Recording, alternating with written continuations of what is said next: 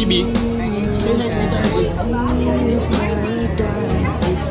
Nawakan ko yung ulo kasi baka maganin. Hello Kasden fans! Ito na nga ha, nang kulit ni Pops Alden dito mga kasombreros kasi itong baby nga no, pinahawak nila, si Baby Nacho mga kasombreros. Isa sa mga bisita or friends ni Pops Alden dun nga sa pag-block screening niya ng ng pelikula ni na Ma'am Kim Chiu at saka ni Sir Paulo Avellino. Tapos sabi ito, gustong-gusto na talaga maging daddy si Tisoy. Asawahin na lang kulang kuting. Baka naman. Si yung Catherine kasi natutukoy na dito na magka-baby na daw. Sorry po. Natatawa ako sa mga comment ng mga tao dito kasi mahilig talagang parang sila, kung nakita niyo po sa inyong screen, mahilig talaga sila dati pa sa babies mga kasabay. So pareho talaga sila, no? Parang family oriented, parehong humble, parehong down to earth, parehong kumaga pa box office king, parehong bilyonarya. So alam mo talaga parang yes I do na lang ang kulang dito mga kasombreros para kumaga pa magkaroon sila ng sarili ng pamilya. And if I'm not mistaken, napapabalita ngayon na parang magbubukod na rin no si Ma'am Catherine kasi Sir Alden may sarili na siyang condo yung pagbubukod ba no, ganun mga kasombreros. So looking ahead sa future yung ginagawa nila mga kasombreros.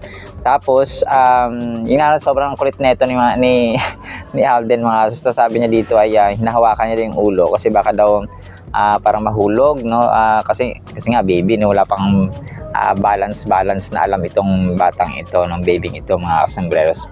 And then si Ma'am Catherine, ito pala yung ito pala yung Kenneth na sasabi niya na mistizo na crush niya dati ng grade 2 pa. So ang mga tao naman, sobrang hype naman ng mga taong to, minatch-match na agad sa TikTok at saka sa social media mga kasombreros. So doktor na pala siya ngayon, no? Si Dr. Kenneth Edward B. Hison. May itsura siya, no?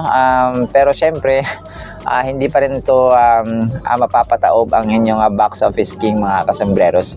Tapos ang ginawa daw ni Dr. Kenneth ay parang nag-private siya, no? Kasi nung nag-trending nga siya ay parang ang daming nagko-comment, ang daming kapapaano. So nag-private siya ng kanyang SOCMED or social media mga kasombreros. Gusto niya ng tahimik na buhay, no?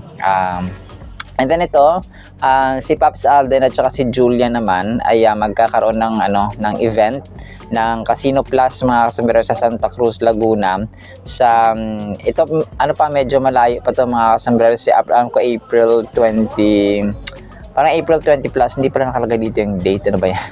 So celebrates Quezong Puti, no, sa Laguna, Santa Cruz, Laguna mga kasombreros. So parang April 27 yata ito or April 21 mga kasombreros.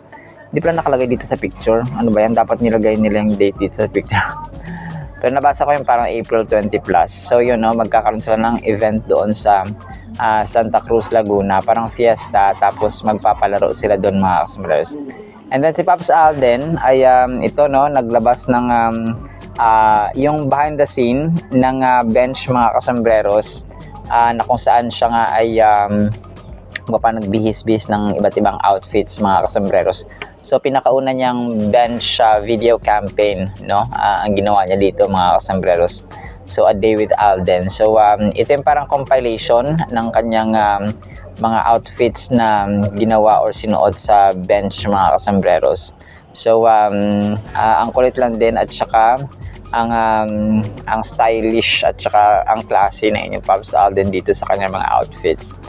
And then ito, mga pictures mga kasombreros dun sa block screening.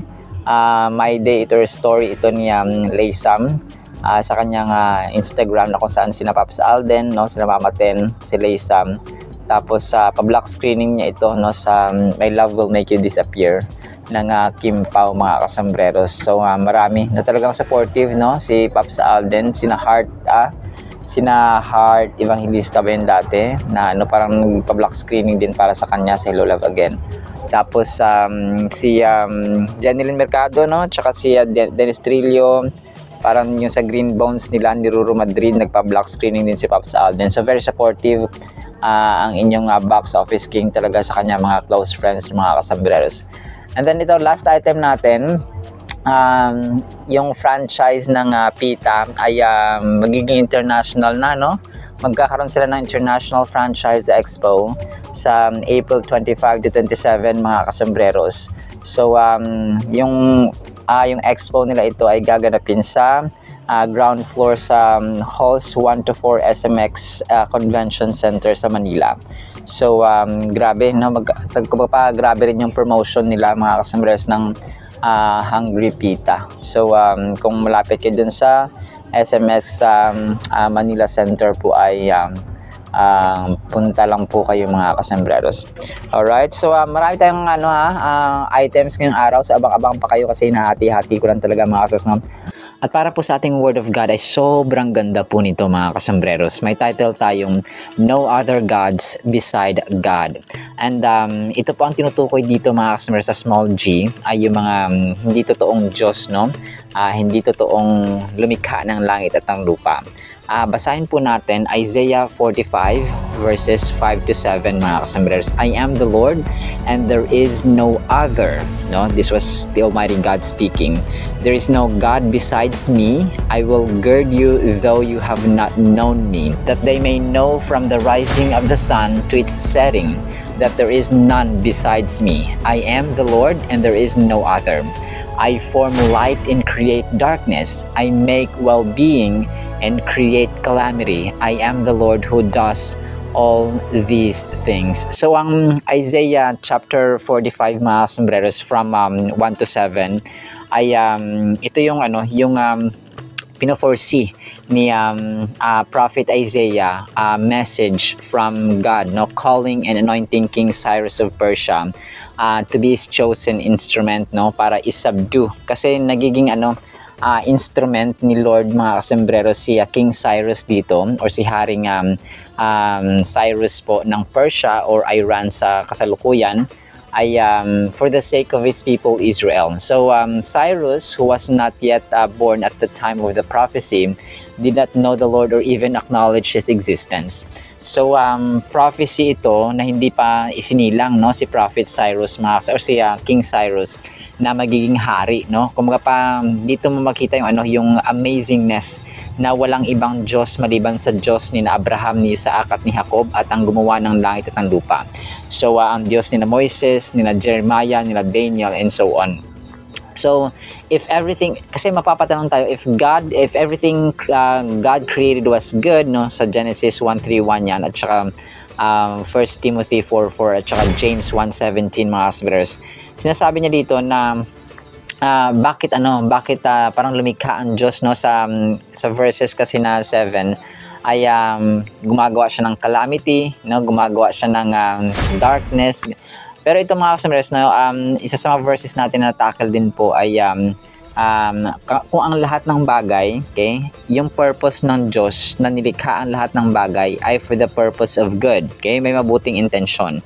However, kapag mali yung pag-receive natin, mali yung ating, kumbaga pa yung ating perception, ang ating motibo, ang ating purpose, ang intention, at ang ating heart toward that creation, ay nagiging mali na rin yung ating kumbaga pa yung ating approach, and imbis na magpasalamat ay nagrereklamo tayo sa Diyos. So as the sovereign king over all earthly kings, referring to God, mga kasambreros, no, he is, kumbaga pa, walang Diyos maliban sa kanya. Siya rin yung sovereign king over all earthly kings, kumbaga pa, president of the presidents. Si Lord ang president, ang king ng mga kings, at saka ang presidente ng mga presidente, ang general among generals, ang kumbaga pa, ang captain of all the captains. So chief among the chiefs, no, kasi meron tayong commander-in-chief, meron tayong kumbaga pa general dito sa mga generals dito sa mundo, but he, mga kasambreros, is the general of all generals. God can make light or darkness and create peace or calamity. So ito kasi, for the purpose Genesis pa lang, ginawa niya yung langit, lupa, yung liwanag, yung araw at saka yung gabi, no, darkness and then light.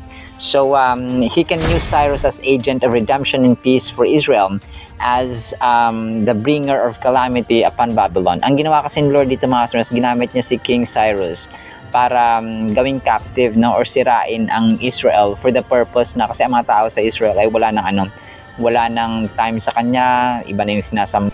That is why si Lord mga kasamaris sa mga verses na ito na I am the Lord, no, there is no other. There is no God besides me. And then yung parang ni-recall niya rin dito na from the time, from the rising of the sun to its setting, no, sunrise and then sunset mga kasambreros, walang Diyos maliban sa Kanya.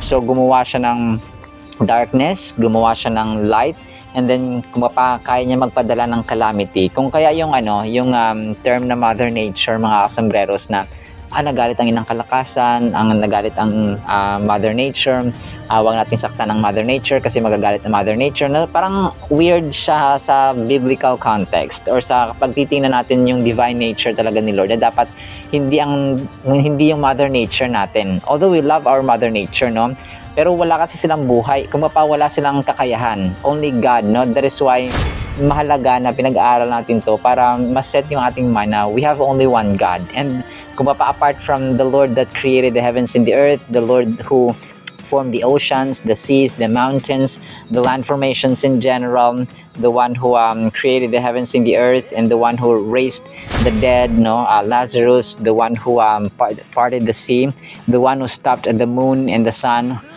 in the time of Joshua and his soldiers, mga sombreros, and his warriors. So there is that God's sovereignty, no, the one who rules over all things, good and bad. He has the power and the authority over good and evil, mga kasamaris, no, over success and calamity for His people Israel. Walang Diyos maliban sa Kanya. That is why it's very important na nag-aaral po tayo ng Biblia because we should worship, and we can worship the Lord who is a true God, na walang ibang Diyos maliban sa Kanya, mga kasambreros and mga ka-fanatics. So that is why I'm so thankful sa lahat na nakaka-appreciate po ng ating Word of God. Mas lalo pa po kayong pagpalain ng ating Panginoon from this point and forward.